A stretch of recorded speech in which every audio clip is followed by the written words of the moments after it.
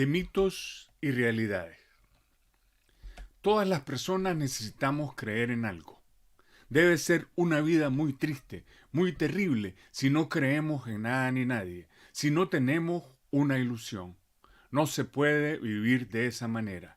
Quizás ni siquiera se podría llamar a eso vida. Viviríamos como pensamos que viven las plantas, sin esperar nada, sin creer en nada, sin pensar nada. Las ilusiones, las creencias, las esperanzas nos ayudan a vivir, dan contenido a nuestras vidas, les dan color. Pero hay de todo tipo de creencias. Las hay que son positivas y las hay que son negativas. De más está decir que es saludable deshacernos de las creencias negativas y enfocarnos en aquellas que son positivas, que son útiles para nuestra vida, para las cosas que hacemos, para nuestro desarrollo. Hay ideas, creencias, mitos, ilusiones que son extendidos entre los nicaragüenses y que son un atraso a nuestro crecimiento como sociedad y a la liberación y el desarrollo de nuestro país. Hay mentiras que nos contamos que nos mantienen estancados, hundidos en el fango, sin poder movernos hacia adelante. Debemos examinar algunos de esos mitos, mentiras e ilusiones que nos atrasan y enfrentar la realidad. Porque si queremos cambiar las cosas, si queremos lograr liberarnos de la dictadura y empezar a andar hacia la democracia, es necesario que tengamos un conocimiento pleno de la realidad en la que estamos inmersos.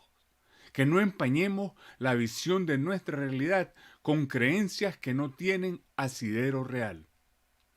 Hoy voy a señalar solo dos de esas creencias. En otra oportunidad hablaré de otros mitos, de otras ilusiones y mentiras que nos contamos. Hay más, muchas más que invito a usted a observar a su alrededor y a procurar liberarse de ellas. Ese primer acto de liberación personal es un avance en el camino de la liberación de nuestro pueblo. Al paso que vayamos siendo cada vez más los que vemos la realidad de nuestro país tal y como es y no como queremos verla, a ese paso iremos transformando esa realidad. Un primer mito al que voy a referirme es ese que se ha convertido realmente en una creencia firme en la mente de mucha gente en nuestro país. Es la idea de que es necesaria una gran unidad de las organizaciones que se hacen llamar de oposición para poder salir de la dictadura. Probablemente los orígenes de esta creencia sean, en primer lugar, nuestro poco desarrollo político, la falta de democracia que siempre hemos tenido. Y en segundo lugar, las ideas que personas y grupos interesados en que no conozcamos nuestra historia nos han imbuido sobre ciertos momentos de nuestro pasado. Una unidad así concebida de todos los opositores a la dictadura es una idea antidemocrática, pues atenta contra la diversidad de pensamiento que es elemento fundamental en la democracia. Esa idea se corresponde más bien con sociedades donde no hay pluralismo político y donde solo existe un único partido. Pero incluso si la idea de una unidad total no fuese antidemocrática, nuestra historia nos demuestra que para hacer grandes transformaciones o para lograr grandes cambios, nunca fue necesaria una enorme unidad de los grupos de oposición. Nos muestra que el elemento fundamental en esos momentos claves de nuestra historia fue el actuar de nuestro pueblo, empujando unido en una misma dirección. Eso fue lo que ocurrió en 1979. Entonces fue la insurrección popular, el pueblo alzado, lo que hizo ingobernable el país para la dictadura de Somoza hasta lograr derrocarla.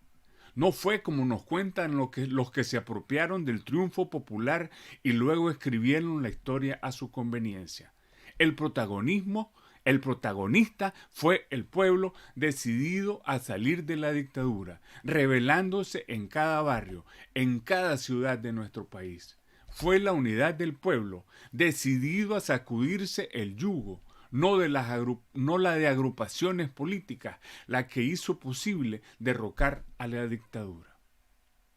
Más adelante, luego de la fallida revolución, en 1990, no fue la unidad de débiles organizaciones opositoras lo que logró sacar del gobierno a los sandinistas. Una conjunción de hechos y circunstancias imposibles de replicar hizo posible la realización de elecciones libres en Nicaragua. Fue una mayoría de nuestro pueblo, que por fin tenía la capacidad de ejercer su poder, la que votó para salir de los sandinistas. No es culpa de nuestra gente que luego la señora Chamorro y su familia hayan traicionado la voluntad popular y pactado con los hermanos Ortega Saavedra y le hayan dejado conservar su poder y hayan permitido a los sandinistas saquear el país y hacerse de enormes riquezas que aún a estas alturas los nicaragüenses estamos pagando. En conclusión, frente a esa creencia arraigada en la mente de nuestra gente de que es necesaria una gran unidad de organizaciones opositoras, la realidad es que el elemento fundamental para producir un cambio, para salir de una dictadura, es la unidad del pueblo enfocado en una misma dirección y con un mismo propósito. La historia nos lo demuestra con multitud de ejemplos que podrían citarse en nuestra historia y en la historia universal y que recomiendo a nuestra gente estudiar. Otra idea que continúa arraigada en la mente de muchas personas a pesar de que han pasado más de 5 años desde la insurrección popular pacífica de abril del 2018 es la que es posible lograr esa enorme unidad de la que hablamos.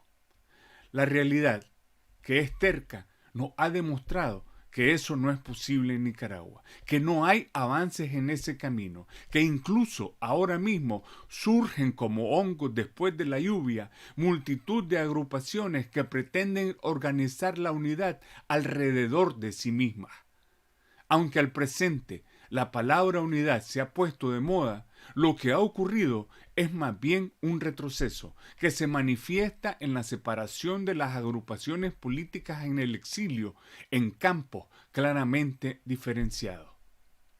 Seguir a estas alturas pensando en querer conseguir la unidad total es un obstáculo que nos ponemos nosotros mismos, pues algunos grupos y personas se dedican a esperar a alcanzarla para luego enfrentar a la dictadura. Otros más desvían los escasos recursos que se tienen a la persecución de esa unidad que es inalcanzable, pues no es posible juntar a todos los nicaragüenses, a todas las organizaciones que se dicen de oposición, porque no todas persiguen las mismas cosas.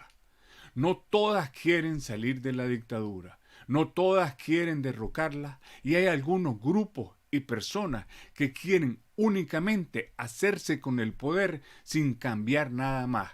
Es decir, que buscan la continuación del mismo sistema de poder que por 200 años nos ha sido impuesto y nos tiene ahora donde estamos.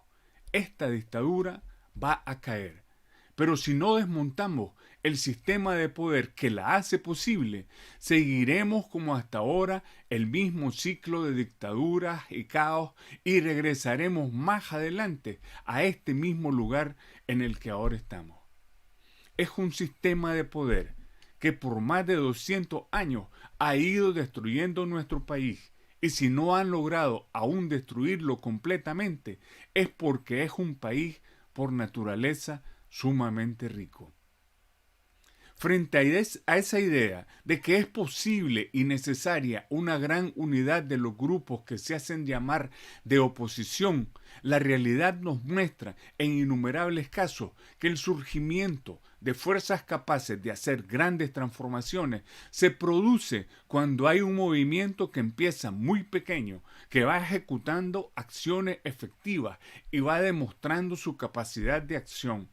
En nuestro caso, para derrocar a una dictadura. Es en el trabajo de ese movimiento, Es por medio de sus efectivas acciones que va atrayéndose a otro grupo, que se va constituyendo la fuerza triunfante.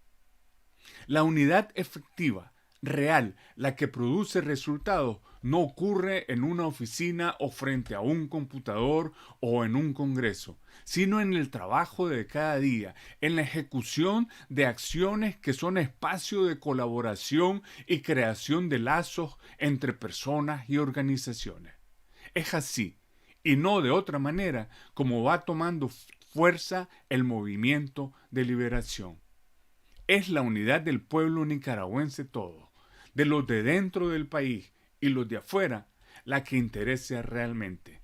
Y es hacia allá que deberíamos dirigir nuestros esfuerzos y nuestros recursos.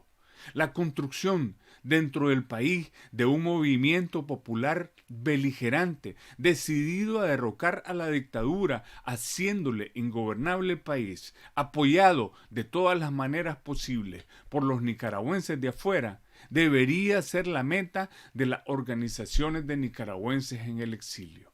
En eso, y no otras cosas, deberíamos trabajar cada día. Nuestros esfuerzos deben estar dirigidos a trabajar dentro de nuestro país en la formación de células de resistencia que entran en contacto unas con otras y van formando así una enorme red de redes. Van uniendo a nuestro pueblo con el objetivo inmediato de derrocar a la dictadura y con el objetivo a largo plazo de construir un país democrático que aspira al desarrollo económico y social. Solo con nuestro pueblo como protagonista de su liberación, como arquitecto de su propio destino, será posible la liberación y la construcción de la República Democrática.